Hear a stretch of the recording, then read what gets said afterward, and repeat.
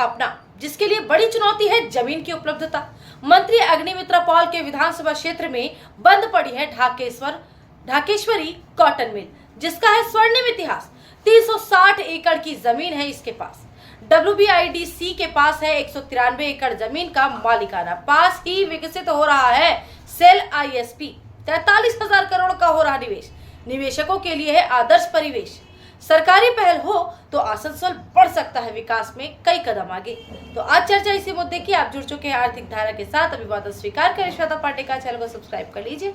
बढ़ाते हैं Dhakeshwari cotton mill से संबंधित इस विशेष चर्चा को आगे।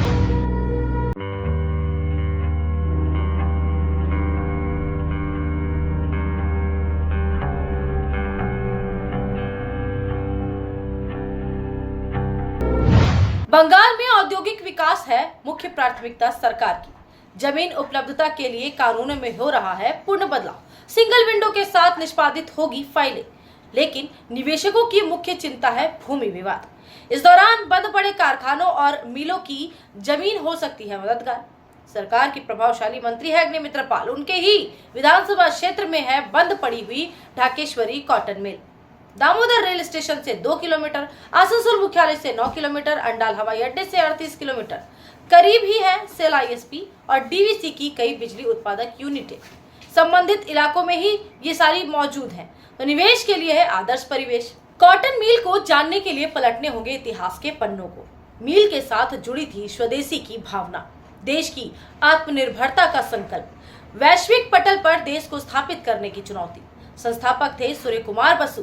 अविभाजित देश में शुरू किया था व्यवसाय। नारायणगंज है इस समय बांग्लादेश में। शहर के शीतलख्या नदी के किनारे स्थापित हुई मिल। 1922 में कोलकाता में हुआ रजिस्ट्रेशन। 1927 में उतरी जमीन पर। स्थानीय धागे से मोटे कपड़ों और साधारण टेक्सटाइल का उत्पादन। स्वदेशी की थी भावना, तो बुलंदियों को छूने में नहीं लगा अधिक समय। 1937 में लगानी पड़ी दूसरी यूनिट। देशबंधु धोती, यमुना साड़ी थी ब्रांड। साल 1947 में हुआ देश का विभाजन और भारत लौटाए सूर्य कुमार बसु। हीरापुर थाना क्षेत्र में 1952 में स्थापित की दामोदर नदी के तट पर ढाकेश्वरी कॉटन मिल। ढाकेश्वरी है बांग्लादेश की चर्चित देवी। धोती, साड़ी, बनियान, डिजाइनिंग कपड़ों का शुरू हुआ उत्पादन। 404 लूम और 17,540 स्पिंडल थे शामिल। बंगाल की बड़ी टेक्सटाइल मिलों में बनाया अपना स्थान। 7,500 कर्मचारी थे नियोजित। स्थापित हुआ सूर्यनगर। फैक्ट्री के पास बनी सूर्यनगर कॉलोनी श्रमिकों के लिए राशन, सड़कें, बिजली, पानी, परिवहन, इंडस्ट्रियल एस्टेट से जुड़ी सभी नागरिक सुविधाएं हुई विकसित।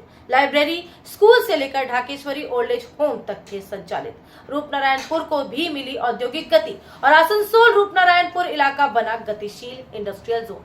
छोटे किसानों, बुनकरों को मिले स्वरोजगार।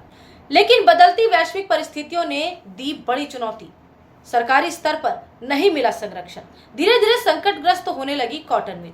बाजार में कंपटीशन, मजदूरों की समस्याएं, आर्थिक मंदी सहित कुछ दूसरी वजहों ने कर दिया मजबूर और 16 अगस्त 1963 को हो गई मिल बंद। कंपनी का नाम रजिस्टर से हटा दिया गया 2015 में। बंदी के बाद मिल की जमीन पड़ी है बेकार। कुल 360 एकड़ में से 193 एकड़ जमीन ले ली है राज्य सरकार ने। जमीन पर दिखता है अलग ही नजारा।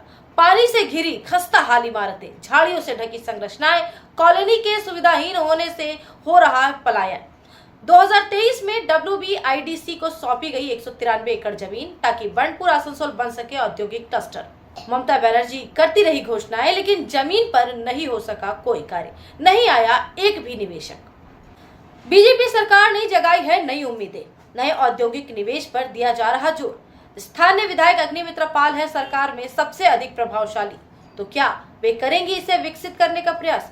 स्वर्णिम इतिहास और शाइनिंग फ्यूचर का कर सकेंगी सम्मान?